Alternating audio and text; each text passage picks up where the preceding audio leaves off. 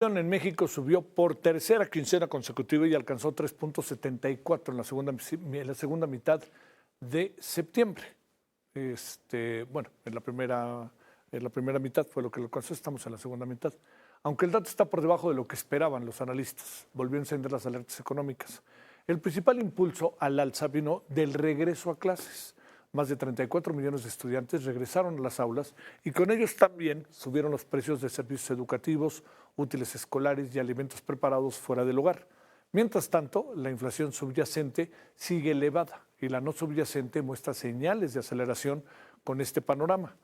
Con todo ello, pues imagínese cómo crecen las dudas sobre lo que hará el Banco de México con las tasas de interés en su próxima decisión. Habrá que ver, ya sabe que se bajan para controlar las tasas de interés. Otro dato no favorable, el valor de producción de las empresas constructoras volvió a caer. En julio, el retroceso fue de 1.3% respecto al mes anterior, lo que corta el impulso que había mostrado en junio. La obra privada fue el lastre principal. Viviendas, oficinas y centros comerciales frenaron su ritmo y arrastraron al sector. En contraste, las obras de transporte, urbanización, lograron mantenerse, aunque con avances mínimos. También hubo menos empleo en el sector. El personal ocupado bajó 0.7% y las horas trabajadas retrocedieron. A ver, las tasas de los CETES, para hacer toda una revisión económica, volvieron a bajar. En la última subasta, el rendimiento a 28 días se colocó en 7.20%, mientras que el papel a 91 días cerró en 7.50%. La baja en rendimientos se da justo antes de la reunión del Banco de México, donde el mercado ya anticipa otro recorte de 25 puntos base en la tasa de referencia. De concretarse, sería el tercero en lo que va de este 2025. ¿Cómo va el peso? El peso mexicano cerró la jornada con pérdidas frente al dólar, presionado por el repunte de la inflación en el país. El tipo de cambio se ubicó en 18 pesos con 42 centavos, a solo unas horas de que el Banco de México defina si baja o no su tasa de interés. Pues los pronósticos son que la va a bajar, ¿eh? Bueno, en ventanilla bancaria el dólar alcanzó con 18 pesos con 91 centavos, se acercó a los 19. Saludamos con enorme gusto a Jesús López, subdirector de análisis en Banco Base. Jesús, gracias por tu tiempo. ¿Cómo te va, Jesús? Muy buenas noches. Hola, Javier, buenas noches.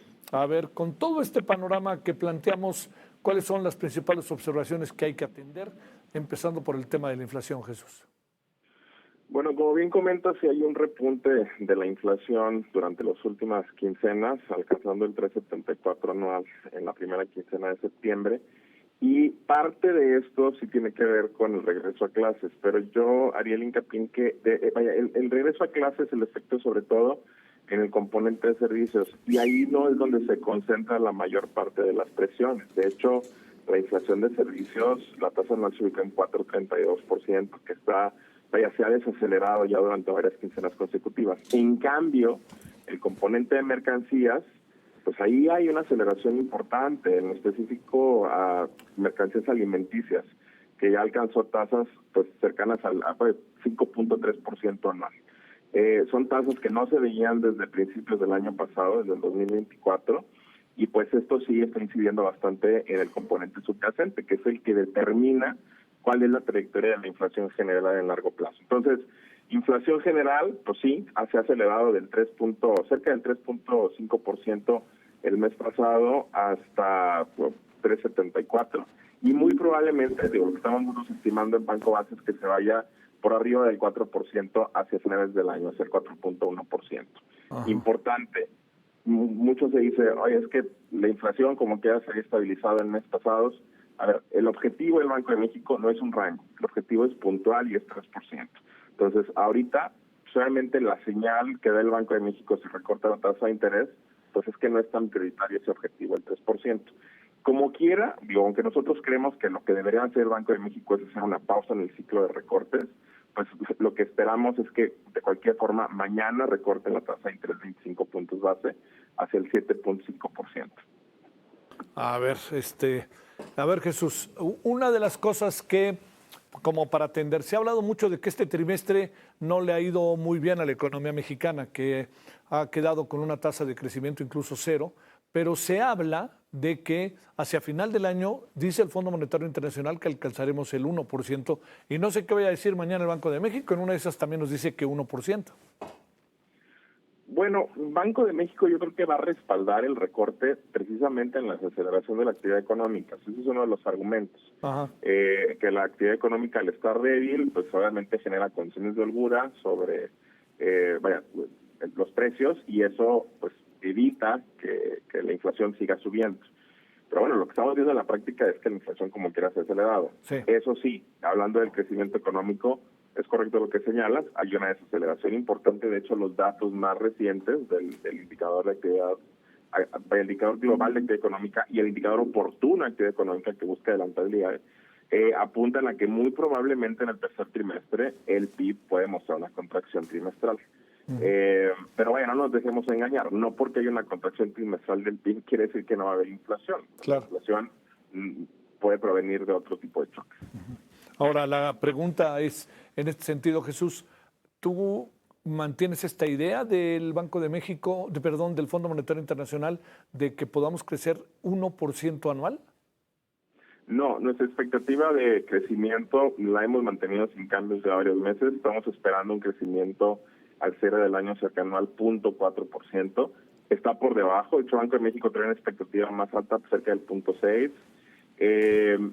Y bueno, esto obedece justamente a que creemos que puede haber una contracción en los datos que se publican del tercer trimestre, que son a finales de octubre.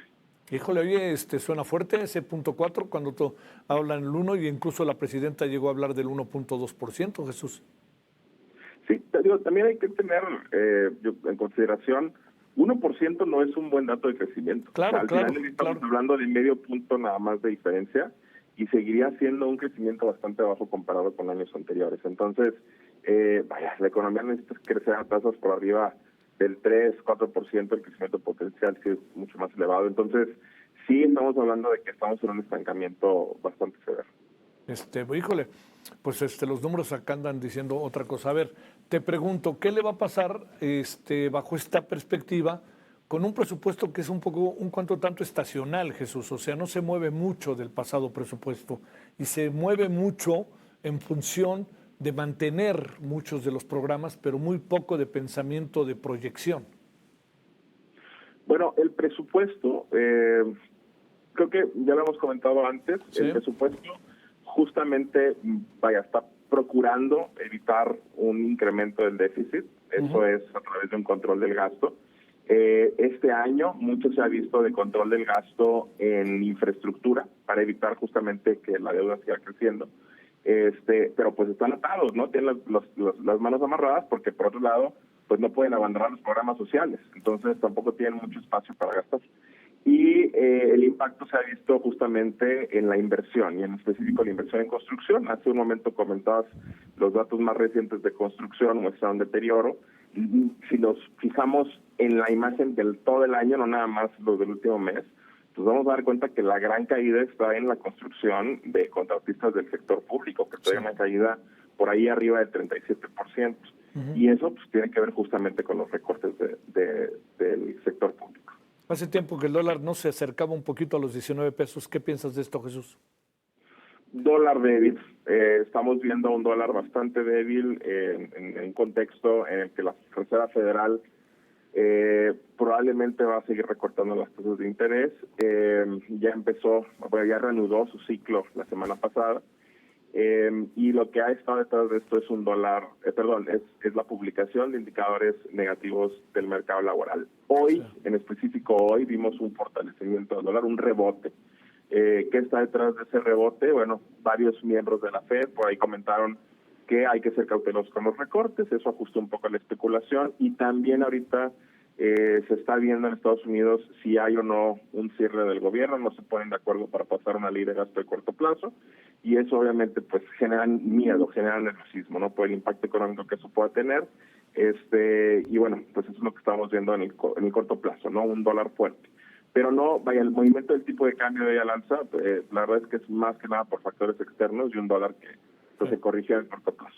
Poco o nada tiene que ver el hecho de que el peso mexicano esté con cierta paridad con el dólar en función del peso. Está más bien en función del dólar, de cómo se mueve el dólar. ¿Estoy en lo correcto, Jesús?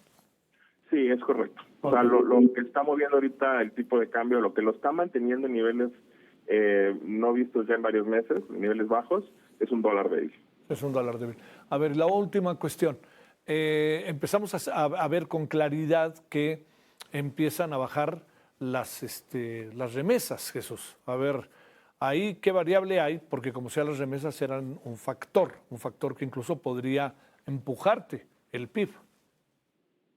Bueno, las remesas no forman parte del PIB, pero realmente sí tienen un impacto positivo sobre la actividad económica. Hay que recordar que las remesas son ingresos provenientes del exterior que se generaron en Estados Unidos principalmente.